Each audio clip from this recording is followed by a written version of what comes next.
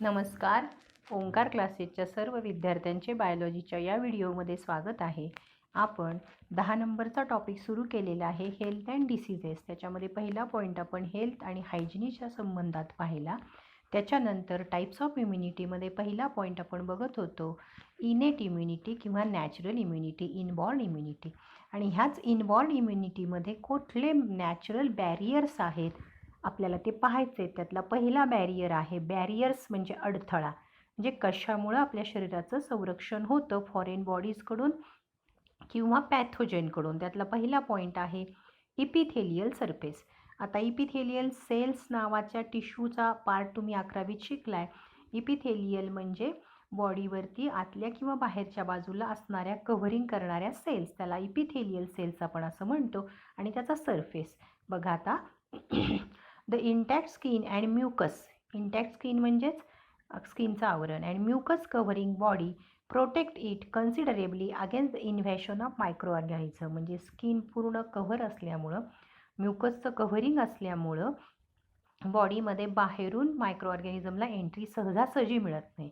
The healthy skin possesses bactericidal activity.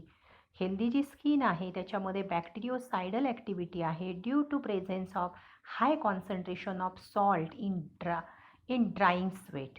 कारण त्याच्यामध्ये जास्त कॉन्सन्ट्रेशनमध्ये सॉल्ट असतं, कारण सॉल्ट हे घामामध्ये असतं आणि घाम जेव्हा सुकतो, वाळतो, ड्राय होतो त्यावेळेला ते स्किनवर पसरलेला असतो. Sebaceous secretion and long chain of fatty acids have bactericidal and fungicidal properties. Sebaceous gland नावाच्या ग्लँड असतात, त्याचं सिक्रिशन स्किनवरती आलेलं असतं. त्याच्यामध्ये लाँग फॅटी ॲसिड्स असतात आणि त्यांची प्रॉपर्टी आहे बॅक्टेरियोसायडल आणि फंजीसायडल. बॅक्टेरियोसायडल म्हणजे बॅक्टेरियाला मारणारे, किल करणारे. फंगीसायडल म्हणजे फंगसला मारणारे. The mucosa of the respiratory tract. आपण रेस्पिरेटरी सिस्टीम शिकलो, त्याच्यामध्ये म्युकसचा लेअर असतो. Has several innate mechanism of defence. आणि त्याच्यामध्ये जन्मतःच इनबॉर्न बऱ्याचशा मेकॅनिझम डिफेन्सच्या असतात. The nose prevent entry of micro organism to the large extent. मोठ्या प्रमाणात नाक मायक्रो ऑर्गॅनिझम बॉडीमध्ये एंट्री करू देत नाही. The inhaled particle being arrested through the hair at or near the nasal orifice. म्हणजे नेझल ओपनिंग जे असतात, ज्याला आपण नॉस्ट्रिल म्हटलं होतं, त्या ठिकाणी जे हेअर्स असतात त्याच्यामध्ये बाहेरून आलेले पार्टिकल्स ॲडेर होतात, अटॅच होतात, अरेस्ट होतात, अडकतात. दोज दॅट पास बियॉन्ड, जे पुढे पास होतात, are held by mucus lining of epithelium. आणि मग ते म्युकस लायनिंगमध्ये चिकटून राहतात, mucus lining of epithelium, and are swept back to pharynx. आणि ते कुठे जातात? फायरिंग्सकडे जातात. ते सगळे झाडून पाठीमागं फायरिंग्सकडे पाठवले जातात. Where they tend to swallowed or coughed out. काही वेळेला ते गिळून टाकले जातात किंवा काही वेळेला ते खोकल्यातून बाहेर टाकले जातात. The cough reflex is an important defence mechanism of respiratory tract. काही तोंडामध्ये नाकामधून गेलं तर आपण कफिंग ॲक्शन करतो आणि त्याच्यामधून ते बाहेर जाण्याची मदत होते. अशी कफ हे किंवा कफिंग हे एक रिफ्लेक्स इम्पॉर्टंट आहे, रिफ्लेक्स ॲक्शन असं त्याला म्हणू शकतो. The mouth is constantly bathed in saliva which has inhibitory effect on microorganism. माउथमध्ये सतत सलायवा असते, त्यामुळं इनिबिटरी इफेक्ट होतो मायक्रो ऑर्गॅनिझमवरती, म्हणजे त्यांची वाढ होत नाही. The acidity of the gastric secretion in stomach destroy micro organism. स्टमकमध्ये जे गॅस्ट्रिक सिक्रिशन असतं त्याच्यामध्ये ॲसिड असतं, त्याच्यामुळं मायक्रो ऑर्गॅनिझमची ग्रोथ होत नाही. The flushing action of the urine eliminates bacteria from urethra. Urine ज्या पद्धतीनं फोर्सेबली शरीराच्या बाहेर टाकलं जातं त्याच्यामध्ये त्या ट्रॅकमधले असणारे बॅक्टेरियासुद्धा बाहेर टाकले जातात. स्पर्माइन अँड झिंक प्रेझेंट इन सीमेन आर अँटीबॅक्टेरियल. हा पॉईंट आता मार्क करून ठेवायचा आहे. स्पर्माइन आणि झिंक जे प्रेझेंट असतं सीमेनमध्ये, आपण दुसऱ्या टॉपिकमध्ये शिकलो होतो मेल रिप्रोडक्टिव्ह फ्लुइड, त्याला सीमेन म्हणतात. ते अँटीबॅक्टेरियल प्रॉपर्टी ह्या दोघांच्या असतात. आता नॉलेज आपल्याला काय दिले बघा. The conjunctiva is freed of foreign particle by flushing action of lacrimal secretion. Lacrimal secretion म्हणजे अश्रुग्रंथीचं जे सिक्रिशन आहे त्याच्यामुळे पापण्यांच्या जवळ जे काही फॉरेन पार्टिकल्स आलेले असतात ते बाहेर टाकले जातात. Eyes become susceptible to infection when lacrimal secretion is absent. ज्यावेळेला लॅक्रिमल सिक्रिशन नसतं त्यावेळेला डोळे हे वेगवेगळ्या इन्फेक्शनला ससेप्टिबल बनतात. Tears contain antibacterial substance lysozyme. हा पॉईंट लक्षात ठेवा CETसाठी, नीटसाठी. फर्स्ट डिस्क्राइब्ड बाय फ्लेमिंगने आपल्याला पहिल्यांदा सांगितलं. हा जो सबस्टन्स आहे हा थर्मोलबाईल असतो, म्हणजे टेम्परेचरचा त्याच्यावर परिणाम होतो. लो मॉलिक्युलर वेट असतं, बेसिक प्रोटीन आहे तो, आणि त्याची ॲक्टिव्हिटी आहे म्युरॅमिडेजसारखी, म्युरॅमिडेज अशी तो काम करतो.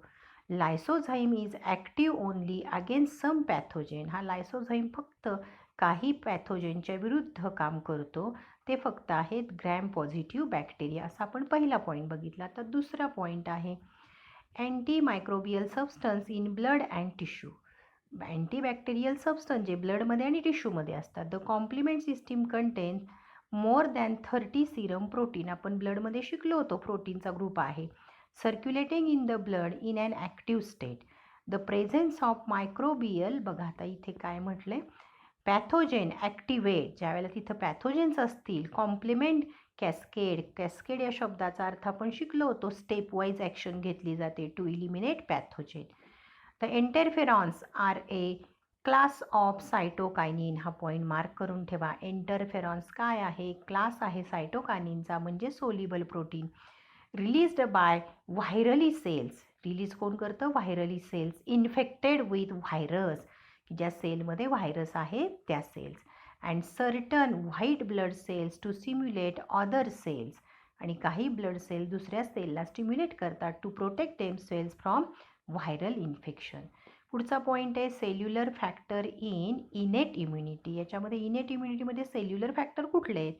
नॅचरल डिफेन्स म्हणजे नैसर्गिक संरक्षण मिळतं against the invasion of blood and tissue by micro organism and other foreign particle is mediated to a large extent by phagocytic cell. Phagocytic cell आपण शिकलो न्यूट्रोफिलच्या बाबतीमध्ये. विच इंजेस्ट म्हणजे खाऊन टाकतात, अँड डिस्ट्रॉय म्हणजे नष्ट करतात देम. फॅगोसायटिक सेल्स कुणी डिस्कवर्ड केल्यात? बघा, Metchnikoff in 1882. Are grouped as a microphage and macrophage. Micro म्हणजे छोट्या आकार आणि मॅक्रो म्हणजे मोठ्या. They remove foreign particle that enter the body. A class of lymphocyte called natural killer, NK म्हटले त्याला, natural killer cell, is important in non specific defence against viral infection and tumour. नंतरचा point आहे fever. Fever म्हणजे ताप येतो. Increase the body temperature following the infection in a natural defence mechanism. It helps to accelerate, accelerate म्हणजे वाढतो rate, the physiological process to destroy invading pathogen, म्हणजे पॅथोजेनला भरभर मारलं जातं. Fever stimulate the production of interferon and help in recovery from the viral infection. आता शेवटचा point बघा त्याच्यातला, acute phase of protein, APPS असं म्हटले. Infection on injury to a sudden increase in concentration of certain plasma protein. हे वाढतात. Collectively called, ह्याला सगळ्याला मिळून म्हणतात ॲक्यूट फेज प्रोटीन. दिस इन्क्लूड C रिॲक्टिव्ह प्रोटीन म्हणजे CRP, मॅनोज बाइंडिंग प्रोटीन, ही नावं आहेत प्रोटीनची, अल्फा-1 ॲसिड ग्लायकोप्रोटीन, सीरम अमॉइलॉइड P म्हणजे प्रोटीन, एक्सेट्रा. APPS, आता ह्याचा तुम्ही फुल फॉर्म लक्षात ठेवायचा आहे, तो परीक्षेला विचारला जाऊ शकतो, ॲक्यूट फेज प्रोटीन्स. असे बरेचसे शॉर्ट फॉर्म आणि फुल फॉर्म आपल्याला लक्षात ठेवावे लागतील. Are believe to enhance host resistance, prevent tissue injury and promote repair of the inflammatory lesions. आता दुसरा प्रकार आपल्याला सुरू करायचा आहे ॲक्वायर्ड इम्युनिटी. ॲक्वायर्ड म्हणजे ग्रहण केलेली. The resistance that an individual acquires during life is known as acquired immunity. त्याला दुसरं नाव आहे adaptive or specific immunity. It involves formation of antibodies in body which neutralise the antigen. याच्यामध्ये antibodies तयार केल्या जातात आणि अँटीजेनला मारलं जातं.